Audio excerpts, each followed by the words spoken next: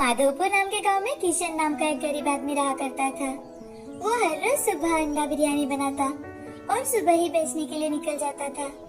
किशन गांव के बीचों बीच जाकर वहाँ एक साइकिल पर अपनी बिरयानी बेचने का सामान लगाता और वहीं पर बिरयानी बेचता था। किशन की बिरयानी का स्वाद बड़ा ही लाजवाब था। उसके हाथ की बिरयानी अगर किसी ने एक बार खाई तो लोगों को दूसरों के हाथों की बिरयानी पसंद ही नहीं आती थी। और तो और किशन अंडा बिरयानी बड़े ही कम दामों में बेचता था। उसके बिरयानी का रेट था सिर्फ और सिर्फ 50 रुपए प्लेट। 50 रुपए के हिसाब से किशन उस पर ज्यादा से ज्यादा 10 रुपए ही मुनाफा निकालता था।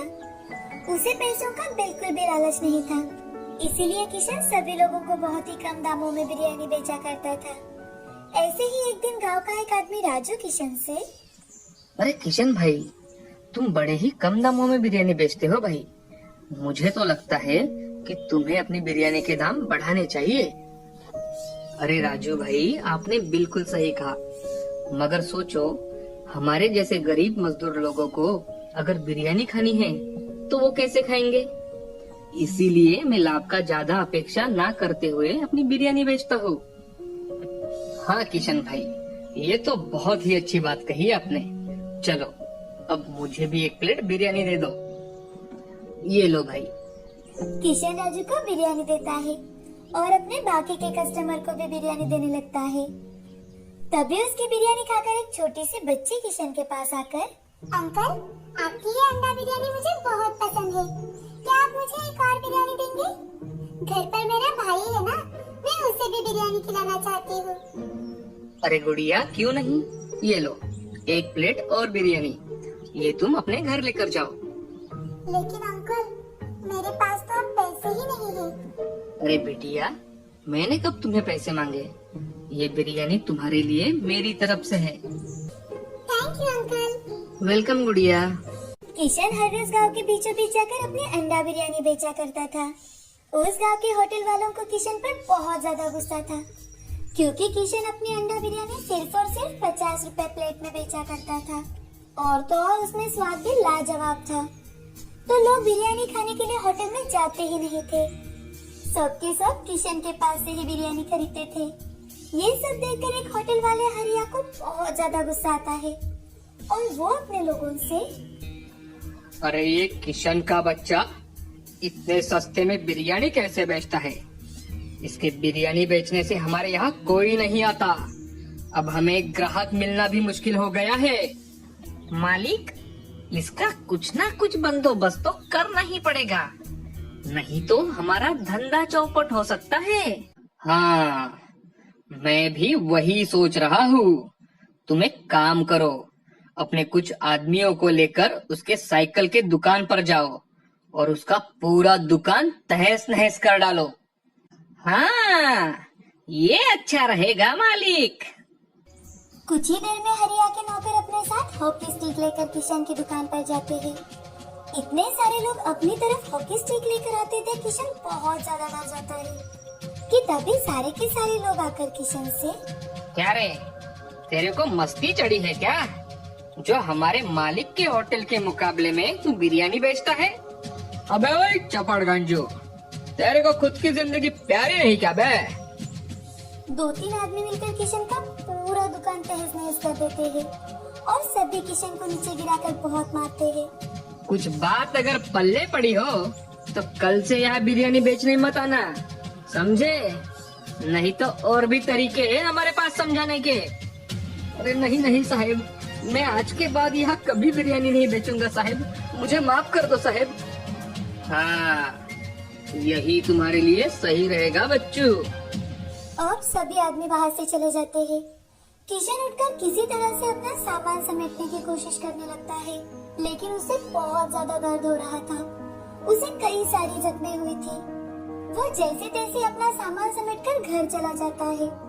घर जाकर अपनी मलहम पट्टी करता है और खुद से, हे भगवान, मैंने लोगों को कम दाम में बिरयानी मिले इसलिए इतनी मेहनत की, मगर अच्छाई का तो जमाना ही नहीं रहा। अब से मैं बिरयानी कभी नहीं बेचूंगा।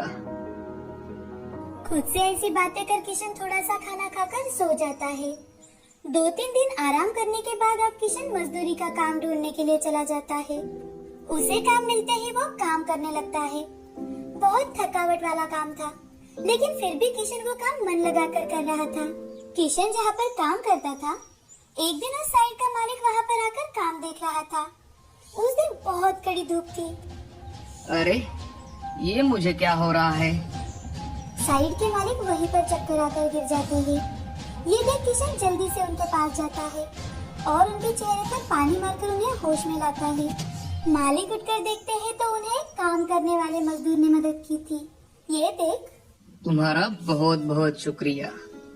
आज मैंने कुछ खाना ही नहीं खाया था, ऊपर से ये तेज धूप, शायद इसीलिए मुझे चक्कर आ गए। मालिक, अगर आपको कोई एतराज ना हो तो आप कृपया मेरे घर चलिए। मेरा घर यहाँ नजदीक ही है।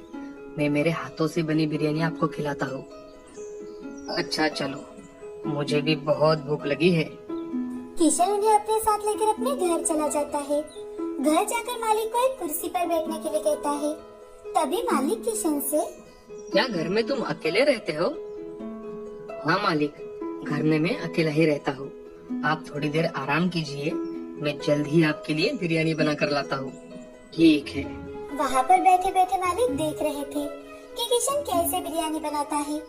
किशन अपना हाथ जल्दी जल्दी चलाकर एक स्वादिष्ट अंडा बिरयानी बनाता है और बड़े ही सुंदरता से पेश करते हुए मालिक को देता है।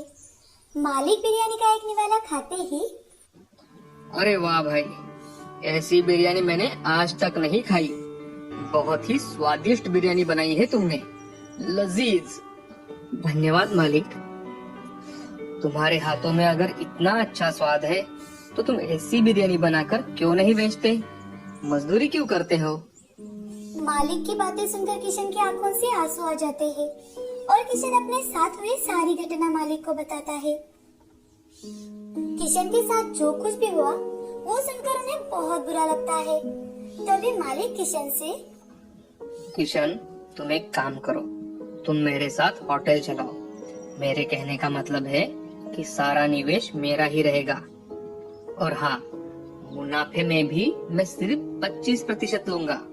मालिक, ये सुझाव तो बहुत अच्छा है, मगर मैंने बिरयानी बनाना शुरू भी किया तो भी मेरी बिरयानी 50 रुपए प्लेट ही बेचूंगा, क्योंकि मेरा बिरयानी बेचने का हेतु यही है कि मेरी बिरयानी गरीब भी खाए। हाँ चलेगा किशन, तुम तुम्हारे हिसाब से तुम्हारा होटल चलाओ। हम होटल का चैन खोलेंगे, उससे हर गांव का हर आदमी हमारी बिरयानी खाएगा। क्या कहते हो? मुझे चलेगा मालिक। तो तुम कल ही शहर आ जाना, ये रहा मेरा पता। बिरयानी खाकर मालिक वहाँ से चले जाते हैं।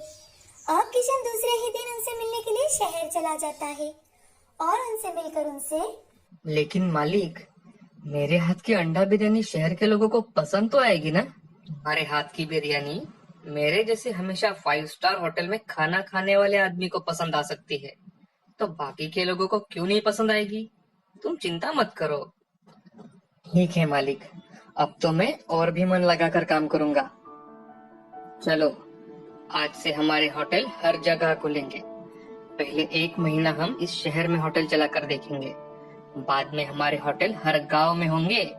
और हाँ, हमारे होटल हम जिस जगह नहीं खोल सकते वहाँ हम हमारे होटल के नाम से फूड ट्रक चलाएंगे। जैसा आपको ठीक लगे मालिक, मुझे आपने इतना अच्छा मौका दिया है, अब मुझे बस इस मौके का सही इस्तेमाल करना है। अब किशन अपने नए काम में लग जाता है। नए होटल में उसकी अंडा बिरयानी बड़ी ही मशहूर हो गई। लोग आकर उसकी अंडा बिरयानी खाने लगे।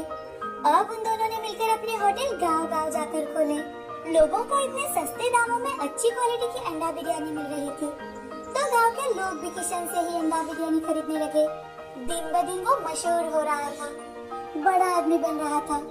ऐसे ही एक दिन किशन अपने गांव में आता है और अपने बॉडीगार्ड के साथ गांव में उसी जगह जाता है जहां पर कुछ समय पहले उसे पीटने वाले लोग खड़े थे। किशन अपने बॉडीगार्ड से, इधर पानी मांगने तक मारो। इनको पता चलना चाहिए कि अगर कोई गरीब आदमी अपना व्यापार करना चाहता है तो उसे करने देना चाहिए। इनके जैसे लोगों की वजह से ही आम आदमी धंधा करने का सोच भी नहीं सकता। किशन के ऐसे कहते ही बॉडीगार्ड उन लोगों को बहुत पीटते हैं और उन्हें फिर से ऐसा ना करे इसकी समझ देते हैं। अब माधवपुर गांव में किशन का नाम बड़े आदर के साथ लिया जा रहा था। उसे सभी लोग बड़ी इज्जत देने लगे। किशन से प्रेरित होकर अब गांव के लोग भी अपना अपना व्यवसाय करने लगे, अपना काम करने लगे। किशन ने अपनी कड़ी मेहनत के दम पर अपना नसीब बनाया था। इस कहानी से हमें ये सीख मिलती है कि हमेशा मेहनत करने वालों को अपनी मंजिल मिल ही जाती है और अपने कड़ी मेहनत के दम पर हमेशा हम हमारे सपने पूरे कर सकते हैं।